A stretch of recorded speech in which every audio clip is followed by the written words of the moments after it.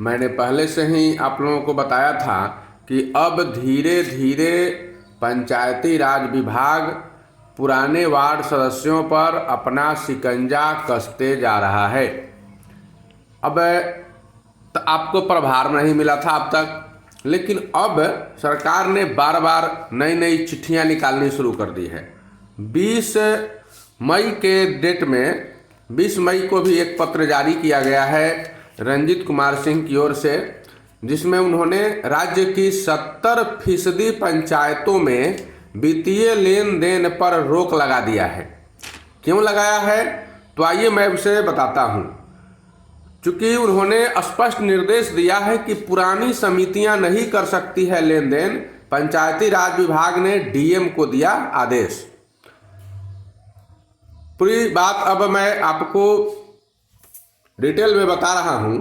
सूबे की 70% पंचायतों में वार्ड क्रियान्वयन समिति के वित्तीय लेन देन पर रोक लगा दी गई है। पंचायत चुनाव के बावजूद वार्ड क्रियान्वयन प्रबंधन समिति गठित नहीं होने के कारण पंचायती राज विभाग ने यह निर्णय लिया है। विभाग के निदेशक रंजीत कुमार सिंह की ओर से इस बाबत सभी जिलाधिकारियों को एक पत्र भेजा गया है। पंचायती राज मंत्री सम्राट चौधरी ने भी कहा कि पंचायत चुनाव परिणाम आने के बाद नवगठित वार्ड क्रियान्वयन प्रबंधन समिति को ही महत्वपूर्ण संचिका, कागजात, रोकड़ पंजी, वित्तीय लेन देन आदि का काम करना था। चुनाव होने के पूर्व से बनी वार्ड क्रियान्वयन प्रबंधन समिति को यह काम करने का अधिकार नहीं है, क्योंकि अब उसके अध्यक्ष हार चुके हैं। पंचायत चुनाव से पहले जितनी भी वार्ड क्रियान्वयन प्रबंधन समितियों का गठन किया गया था कि उसमें किसी प्रकार के वित्तीय लेन देन को अवैध माना जाएगा। अगर राज्य की किसी भी पंचायत में ऐसे मामलों की जानकारी मिलती है तो उन पर कार्रवाई की जाएगी।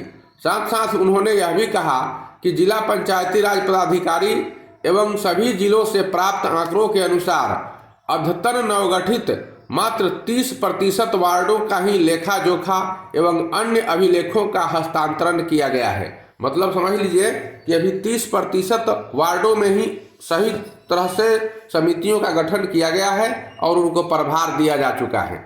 विभाग ने इस स्थिति को चिंताजनक माना है और कहा गया है कि सभी वार्डों में समिति गठित नहीं होने से विभागीय योजनाओं के क्रियान्वयन एवं रखरखाव में बहुत परेशानियों का सामना करना पड़ रहा है। इसे बर्दाश्त नहीं किया जा सकता है। गड़बड़ी करने वालों के खिलाफ सख्त कार्रवाई की जाएगी। इस स्थिति को देखते हुए ही तय किया गया है कि नवगठित वार्ड क्रियान्वयन समिति को ही वित्तीय लेन देन का अधिकार दिया जाए। जिलाधिकारियों से यह भी कहा गया है कि वे सुनिश्चित कराएं कि नवगठित वार्ड क्रियान्वयन प्रबंधन समिति के माध्यम से ही वित्तीय लेन देन व अन्य महत्वपूर्ण कार्य संपादित हों। विभाग ने इस आदेश को तत्काल प्रभाव से लागू कराने को कहा है ताकि पुरानी समितियों के द्वारा किए जा रहे कार्य पर अविलंब रोक लगाई जा सके। वार्ड क्रियान्वयन प्रबंधन समिति में मूल रूप से वार्ड सदस्य निर्वाचित प्रतिनिधि होते हैं। समिति के अध्यक्ष वार्ड सदस्य ही होते हैं। हर एक समिति में एक वार्ड सचिव होता है। समिति में 6 सदस्य होते हैं, जिसमें महिलाओं की सहभागिता अनिवार्य है। समिति के सदस्यों का चयन आपसी सहमति के आधार पर वार्ड सदस्य करते हैं अथवा कराते हैं। समिति को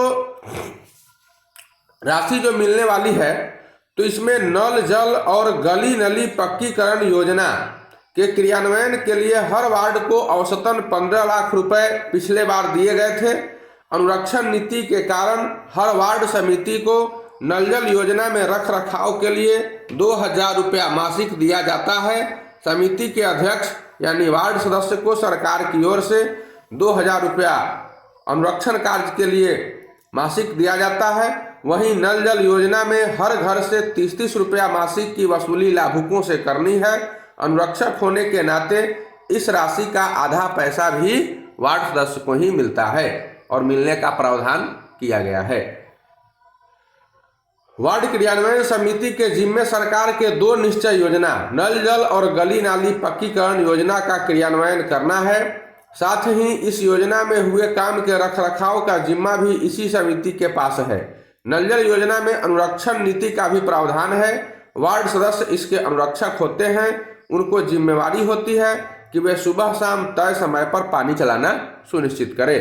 तो अब सरकार धीरे धीरे अपना ये जो अधिकार है वह वार्ड सदस्यों की ओर देती जा रही है और पत्र पर पत्र जारी कर रही है ताकि जल्दी से जल्दी आप लोगों को प्रभार मिल सके। धन्यवाद।